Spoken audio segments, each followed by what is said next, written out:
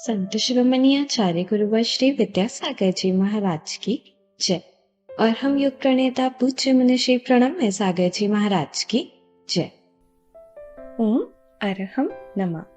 श्री तत्वात् सूत्र की कक्षा में आप सभी का स्वागत है। तो चलिए अब हम सभी मुनिश्री की वाणी में अध्याय 2 का स्वाध्याय प्रारंभ करते हैं। मार्गस्य नेतारं भेत्तारं कर्मभूभृतां ज्ञातारं विश्वतत्त्वानां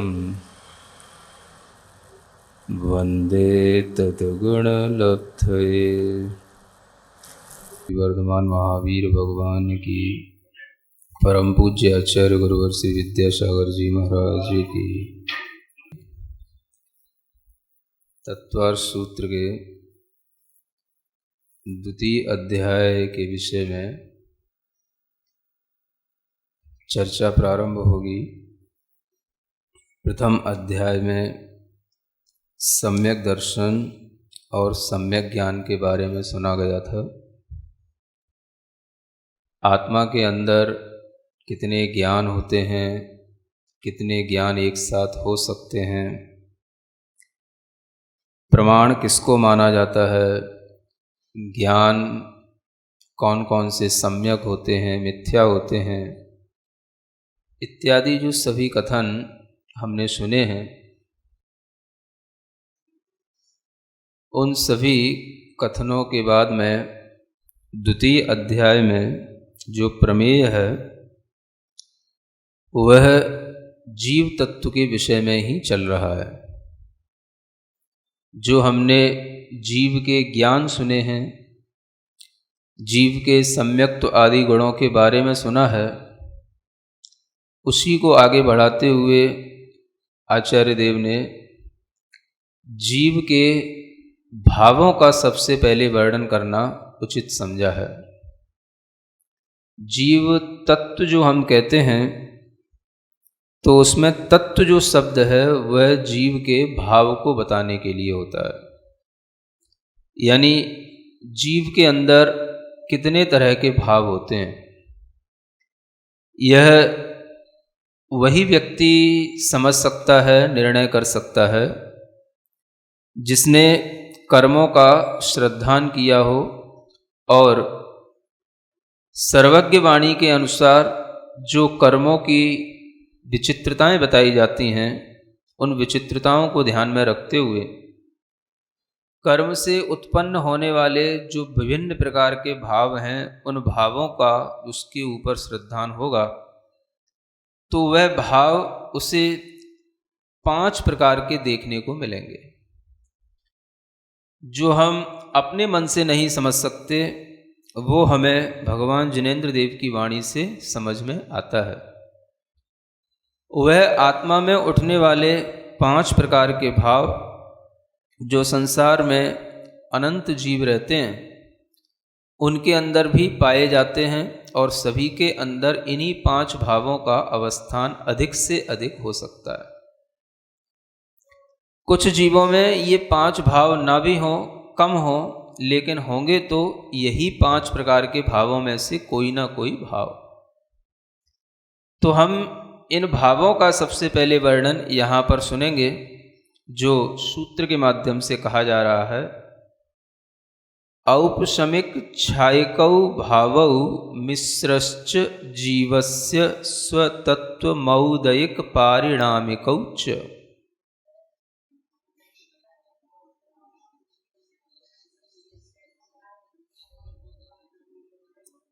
ये जीव के यहाँ पर स्वतत्वम कहा है। स्वतत्व का मतलब है स्व माने अपने, तत्व उसके अपने भाव हैं। अब हम ये समझें कि ये सभी जीव के स्वभाव हैं। जीव जो भी भाव करता है किसी भी तरह के कर्मों के कारण से करेगा, वह उसका अपना ही भाव कहलाएगा। जीव के यह स्वतत्व, स्वभाव, और स्वभाव को ही हम देखें तो इसी को हम बोलते हैं स्वभाव। क्या बोलते हैं हम? स्वभाव। ये हमारे स्व जो भाव हैं यही हमारे स्वभाव भी बन जाते हैं। हमें अगर इन भावों का ज्ञान जिनवाणी के माध्यम से न हो तो हम हमेशा यही समझेंगे ये हमारा स्वभाव ही स्वभाव है। कैसे? जब आप इन औदेक आदि भावों के बारे में जान लेंगे तब आपको समझ में आने लगेगा कि ये कौन से हमारे स्वभाव हैं और कौन से ऐसे स्वभाव हैं जिनको हमने स्वभाव तो मान लिया है लेकिन वह हमारे स्वभाव नहीं है। समझ आ रहा है? धीरे धीरे आएगा। औदैक भाव आदि ये जो भाव हैं ये सभी जीवों में पाए जाते हैं। यहाँ पर सर्वप्रथम औपशमिक भाव के बारे में कहा गया है। औपशमिक छायकौ भावौ। यह देखा जाए तो संस्कृत के अनुसार जब भी कभी पदों को अलग अलग जोड़ा के रूप में बनाया जाता है तो उनकी विभक्तियां अलग अलग रखी जाती हैं। आचार्य अगर चाहते तो पांचों ही भावों को एक साथ भी लिख सकते थे। औपशमिक, छायक, छायोपशमिक, औदैक, पारिणामिका भावा, ऐसा भी सूत्र बन सकता था। न जाने क्यों इतनी कसरत की है? तो इसका भी प्रयोजन होता है। जो सूत्रकार आचार्य होते हैं वो महाविज्ञ महाप्रज्ञावान होते हैं और वो जो सूत्र की रचना करते हैं उसमें बहुत गहरे भाव छिपे होते हैं। अगर वो सूत्र को लिखते हुए कहीं पर विभक्ति को भी तोड़ रहे हैं, उसकी दो शब्दों की एक अलग पद बना करके उसको विभक्ति अलग दे रहे हैं, तो इसका एक बहुत बड़ा अर्थ है जो अनेक टीकाकारों ने समझा है और उसको व्याख्यायित भी किया है। आचार्य पूज्यपाद, आचार्य अकलंग देव, आचार्य विद्यानंदी महाराज, ये तीन ऐसे बड़े बड़े इन तत्वार सूत्र ग्रंथ के टीकाकार हुए हैं जिन्होंने ग्रंथ के सभी प्रकार के भावों को, सूत्रों के सब प्रकार का जो एक अधिक से अधिक स्पष्टीकरण हो सकता है वो सब उन्होंने कर डाला है। इतना प्रकांड विद्वान ये आचार्य हुए हैं और इन्हीं आचार्यों के द्वारा जो टीकाएं लिखी गई हैं उसी से हम कुछ समझ पाते हैं और आपको कुछ समझा पाते हैं।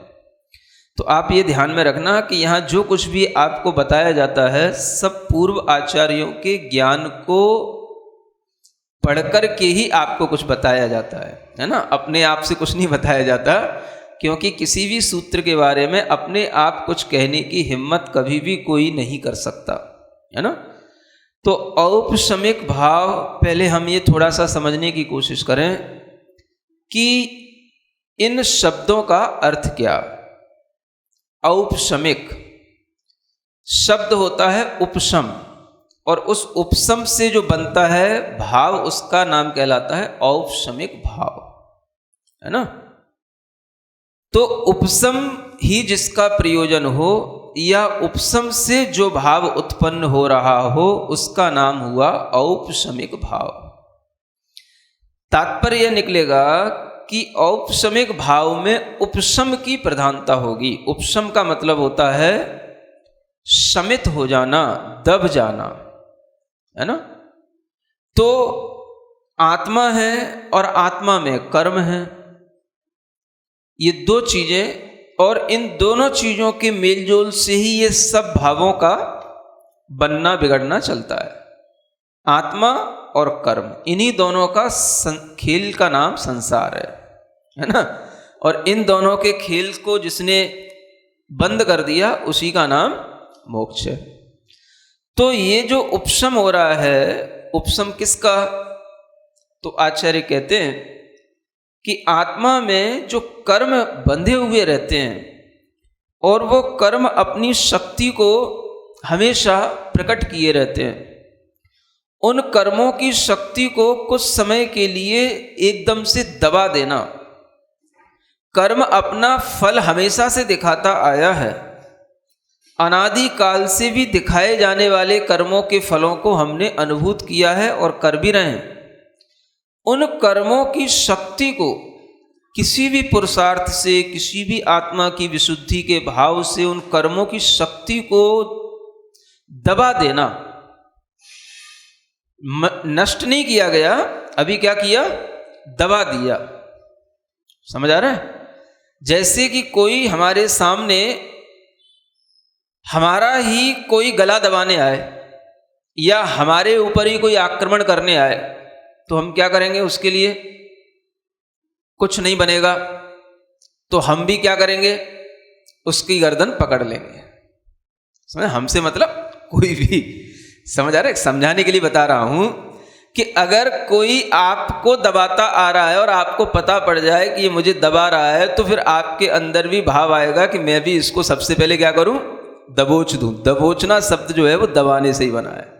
तो कर्म जो हमारा एक तरह से शत्रु बनकर के हमारे ऊपर हमेशा अपना अधिकार रखा, उस कर्म को दबोचने का भाव, उस कर्म को दबाने का भाव, उस कर्म की गर्दन पकड़ के उसको क्या करना है ना, एकदम से गिरा देना, पटक देना, इस तरीके का जो भाव है इसका नाम ही उपशम भाव है ना।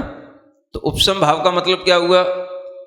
हमने कर्म का नाश नहीं किया, मारा नहीं अभी हमने उसको। मारने से मतलब जान से नहीं मार डाला, अभी हमने क्या किया? उसको मतलब इतनी चपेट तो लगा दी कि वो गिर पड़े। समझे? गिर पड़ने का मतलब ये है कि दब गया, है ना। और गिर पड़े तो उसके ऊपर फिर हमने अपना क्या कर लिया? उसके ऊपर हम ही बैठ गए, हमने अपना अधिकार जमा लिया, है ना। तो यही कहलाता है उपशम भाव। ऐसे ही कर्मों के साथ करना पड़ेगा, इसलिए ऐसा उदाहरण दे रहा हूं। तो उपशम जब कर्मों का होगा तब हमारे अंदर जो आएगा भाव, उसका नाम कहलाएगा औपशमिक भाव। जैसे कि शत्रु को दबाने के बाद में जब हमें लगता है हाँ इसका नाम है विजय, अब हमने जो है शत्रु को अपने चपेट में ले लिया, तब ऐसी जो एक परिणामों में उत्साह और विशुद्धि पैदा होती है, उसको कहेंगे औपशमिक भाव। समझ में आ रहा? तो औपशमिक भाव का मतलब क्या हो गया? कर्मों के उपशम से जो आत्मा में भाव पैदा होंगे वो कहलाएंगे औपशमिक भाव। ठीक है। उसके बाद में क्षयिक भाव है। क्षयिक का मतलब होता है क्षय से जो आत्मा में भाव उत्पन्न हो, कर्मों के क्षय से जो आत्मा में भाव उत्पन्न हो उसको कहेंगे क्षयिक भाव। समझ आ रहा है? क्षयिक शब्द किससे बना? क्षय से बना। क्षय एक प्रक्रिया है ना। जैसे उपशम एक प्रक्रिया है, उसी तरह से क्षय भी एक प्रक्रिया है। तो उपशम होने के बाद में जो भाव बना उसका नाम औपशमिक, इसी तरह से क्षय होने के बाद, क्षय माने नष्ट होने के बाद जो भाव उत्पन्न होगा उसका नाम है क्षयिक। तो क्षय होने का मतलब होता है कि कर्म का आत्मा में से क्या होना है ना, सत्यानाश हो जाना। शब्द सुना आपने? सत्यानाश है? ये शायद आप लोग एक अपशब्द के रूप में बोलते होगे, है ना। किसी के ऊपर जब क्रोधित हो जाते होगे तो कहते हो तेरा सत्यानाश हो जाए। वस्तुतः मुझे ऐसा लगता है शास्त्रों के अनुसार, शब्दावली को देखते हुए, कि ये सत्यानाश शब्द नहीं है, ये शब्द है सत्तानाश हो जाए। ये बोलने में आने लगा सत्यानाश हो जाए। समझ आ रहा है? शब्द शुरू हुआ होगा सत्तानाश से, क्योंकि किसी की सत्ता का नाश करने का नाम ही होता है सत्तानाश। सत्ता माने तेरा कोई अस्तित्व ही ना बचे, एग्जिस्टेंस तेरा बिल्कुल ही नष्ट हो जाए, इसको बोलते सत्तानाश। तो सत्तानाश को बोलते बोलते, सत्ता तो बोलने में थोड़ा सा जोर लगता है, हाँ, तो सत्यानाश तक आ गए। समझे? जबकि सत्य का कभी भी नाश नहीं होता। तो ये सत्तानाश है। और सत्यानाश बोलोगे तो सत्या तो कोई शब्द नहीं होता, और सत्य के साथ में फिर अनाश शब्द आ जाएगा तो सत्य का नाश नहीं होना, ऐसा हो जाएगा। तो आप जब कुछ कह रहे हो, किसी के लिए बद्दुआ दे रहे हो, तो वो आपकी बद्दुआ तभी फिट बैठेगी जब आप सत्यानाश ना बोल करके क्या बोले, सत्तानाश, है ना। ये सत्तानाश शब्द कहाँ से आया? ये अपने कर्म की सत्ता का नाश करने से सत्तानाश शब्द बना, है ना। जो क्षायक भाव है, इसमें हम क्या कर देते हैं, कर्म की सत्ता का ही नाश हो जाता है, और कहीं किसी का सत्तानाश नहीं होता है। कोई भी आदमी किसी भी आदमी की सत्ता का नाश नहीं कर सकता है। सत्ता माने सत स्वभाव, जो उसका सत है, अस्तित्व है, वो तो बना ही रहता है। सत का कभी विनाश तो होता नहीं। लेकिन फिर भी हम क्रोध में ऐसी उसके लिए मतलब अपशब्दावली का प्रयोग कर लेते हैं कि हम जो नहीं होता वो भी उसके लिए सोच लेते हैं, जब हम किसी के प्रति ज्यादा विद्वेष भाव में आ जाए तो इसलिए इस शब्द को इसके साथ जोड़ना, है ना। तो कर्म का क्या करना है आपको, सत्तानाश कर्म की करना है, किसी दूसरे की नहीं करना, है ना। तो अपने कर्म की अगर सत्ता का नाश अपनी आत्मा से हो गया तो उससे जो आत्मा में भाव उत्पन्न होगा उसका नाम कहलाएगा क्षायक भाव। ठीक है, थोड़ा समझने के लिए प्रयास करेंगे तो आपको आसानी से सब चीजें समझ में आती जाएंगी। कठिन कुछ नहीं होता। अब तो बहुत सरल विषय आने वाला है, और उसमें भी बस ये 5 भावों के बाद तो बहुत सरल विषय होने वाला, जो आपको कहोगे हमें तो ये पता ही था महाराज, ऐसा कहोगे आप अभी, है ना। थोड़ा सा 5 भावों का दिग्दर्शन अच्छे ढंग से समझना जरूरी है। तो समझ में आ गया, औपशमिक भाव, क्षायक भाव। अब हम देखें कि यहाँ पर आचार्य महाराज ने विभक्ति को तोड़ दिया। विभक्ति तोड़ना बोलते हैं, यहाँ पर उन्होंने एकदम से द्वितीय विभक्ति का प्रयोग कर दिया, औपशमिक क्षायकौ। समझ आ रहा है? जबकि चाहते तो 5 भाव एक साथ लिख सकते थे। तो इसका मतलब है कि उनके मन में कुछ अलग संदेश देने का भाव है ना। इसलिए उन्होंने 2 भावों को एक साथ जोड़ा। कौन कौन से 2 भाव? औपशमिक और क्षायकौ, क्षायक भाव, इन दोनों को जोड़ा। तो जोड़ने से क्या बन गया शब्द? एक पद बन गया, द्वितीय विभक्ति का ये पद बन गया, औपशमिकौ। औपशमिक और क्षायक, ये 2 चीजें मिलाई तो एक पद समास बन गया, जिसका नाम हुआ औपशमिक क्षायकौ, और फिर उसी के अनुसार भावौ, है ना।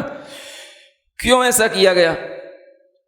ऐसा करने का प्रयोजन यह है कि यह जो औपशमिक भाव हैं, क्षायक भाव हैं, वस्तुतः भव्य जीव के लिए मोक्ष मार्ग में इनका एक अपना अलग ही स्थान है।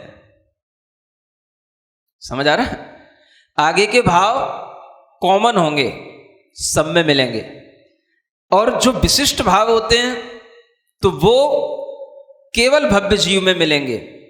और उन भव्य जीवों में जो मोक्ष मार्ग पर चल रहे हैं, मोक्ष मार्ग में उपयोगी सबसे पहले जो भाव आते हैं वो औपशमिक भाव ही होते हैं। किसी के लिए मोक्ष मार्ग जब भी कभी बनेगा तो सबसे पहले उसे औपशमिक सम्यक दर्शन ही होगा। समझ आ रहा है? मोक्ष मार्ग की शुरुआत कहां से होगी? औपशमिक सम्यक दर्शन से।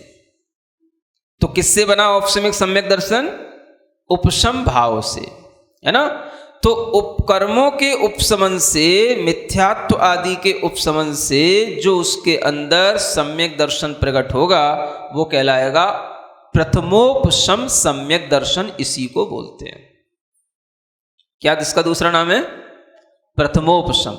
पहली बार अनादि मिथ्या दृष्टि जीव अनंत काल में जो कभी भी प्राप्त नहीं किया, वह जब संसार में प्रथम बार कोई भी मोक्ष मार्ग के योग्य भाव करता है तो उस भाव का नाम है औपशमिक सम्यक दर्शन। इसी को बोलते हैं प्रथमोपशम सम्यक दर्शन। सबसे पहले मोक्ष मार्ग में यही भाव आएगा, इसलिए इस भाव को सबसे पहले लिखा है, जो मोक्ष मार्ग के लिए अत्यंत उपयोगी है ना। और मोक्ष मार्ग जब आगे बढ़ेगा तो वह आगे बढ़ेगा तो उपशम की तरह ही क्षायक भाव भी उसके लिए काम के होंगे।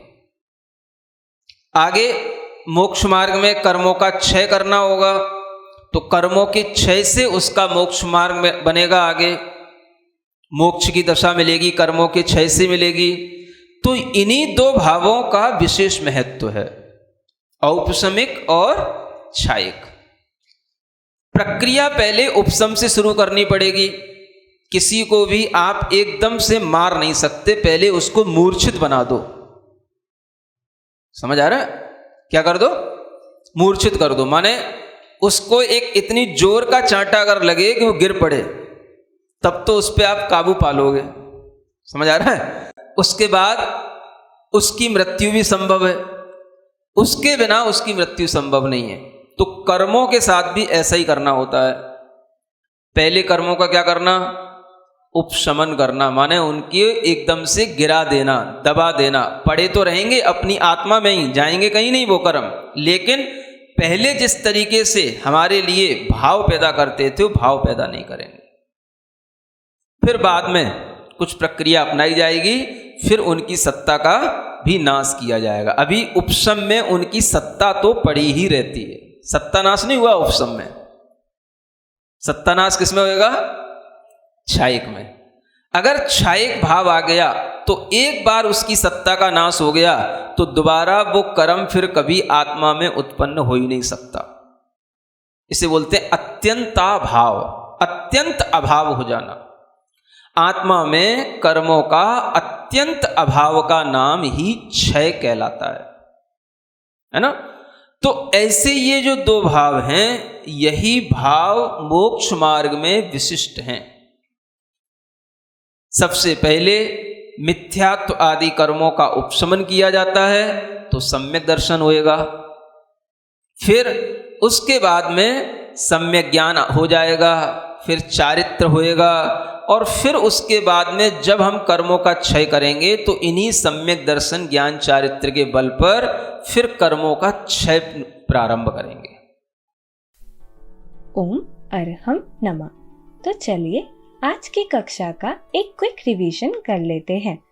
आज हमने जाना संसार में अनंत जीव की आत्मा में उत्पन्न होने वाले 5 प्रकार के भाव होते हैं।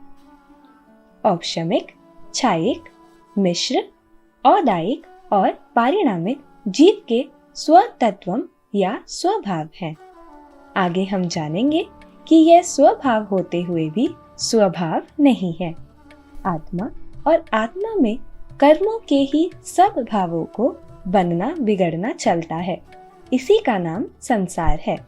इन दोनों के पृथक होने का नाम मोक्ष है। औपशमिक शब्द का अर्थ है उपशम, मतलब शमित हो जाना, तप जाना।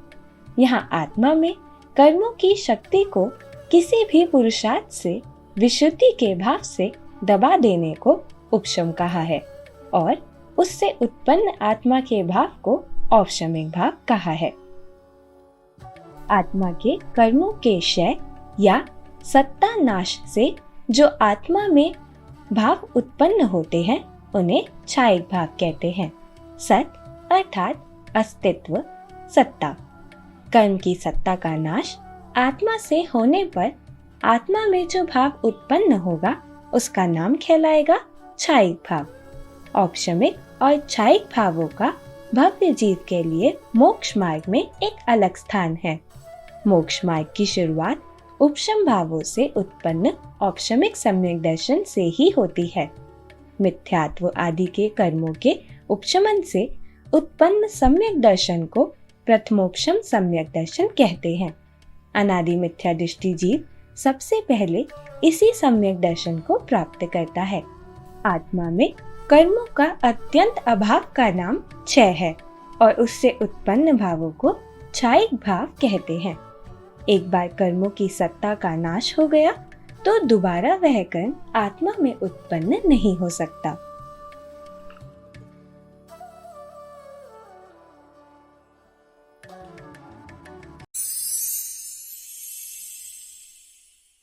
सिरिजिणवाणी जग कल्याणी जग जन मदतम मोरी जणमण हारी गढ़हर हारी, जन्म जरा भव रोग हरी।